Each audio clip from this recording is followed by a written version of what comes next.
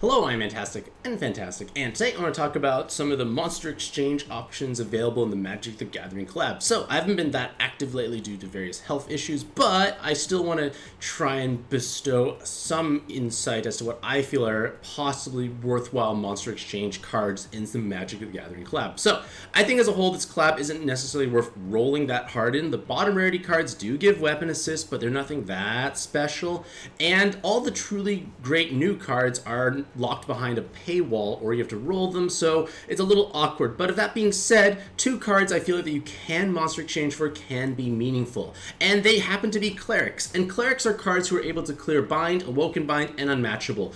These mechanics are going to appear in essentially every single dungeon we are going to ever play, so it's going to be something useful to actually have available. Now, one reason why I say this can be a worthwhile monster exchange is because all the cards that are monster exchangeable will, the exception of the bottom two, cost 4 6-star Godfest exclusives, and that is the least expensive we are ever going to get.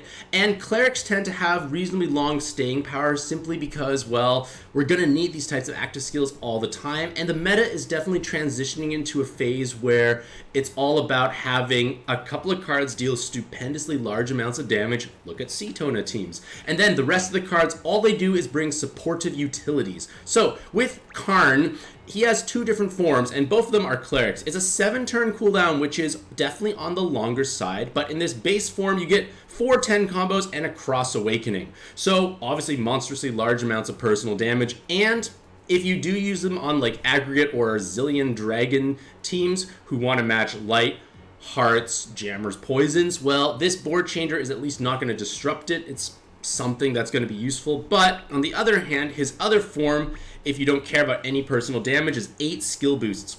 8 skill boosts with super poison resist.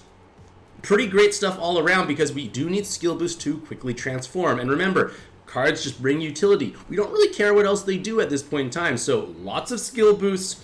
Has a pretty decently large HP stat, no RCV unfortunately, but again, this is just kind of filling a hole possibly in your monster box. And one thing I want to draw attention to is for like your Tona or your Naughty Oak teams, they have 6-star or 7-star rarity based on the evolution you choose, and depending on what you have on your team, a 6-star cleric may end up being one of your best options, and all that logic applies to Jhoira as well. So Jhoira, I actually own 2 of them somehow, so like they do get 10 combo, enhanced hardware plus, super jam resist. So in this form here, it could be 4 10 combos with a VDP, 8-turn cleric active skill. It does give 7x6 in case you play Prim.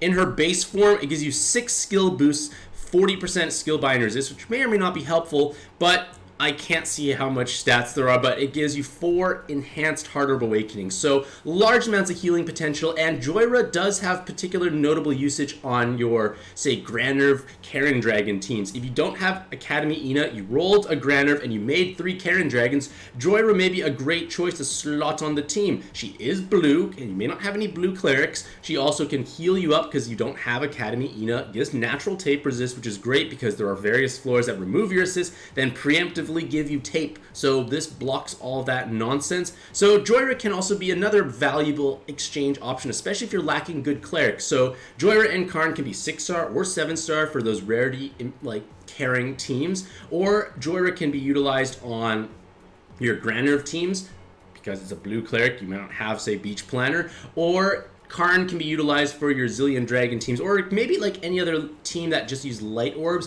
Yes, the jammers are kind of not necessary, but a heart light jammer board is probably going to give you something of value. So with that being said, that's kind of all the really notable cards I feel like we can acquire from Magic the Gathering collab. I rolled in this a bit long ago. I don't really have any intention to roll anymore. Like, Nicol Bolas's cooldown is way too low. I feel like Vraska's not really in that great a spot. Mishra, like, his weapon assist, I guess, is kind of cool, but we're getting more cards that have, like, double 7 combo anyways, so it's kind of like, As a whole, like, not the most exciting collab. We do get Common Rider coming back on Monday, and I'll try and look at that. So, that being said, hopefully all you lovely ladies and gentlemen have a truly fantastic day. I wish you best luck in your own pad adventures, and happy puzzling.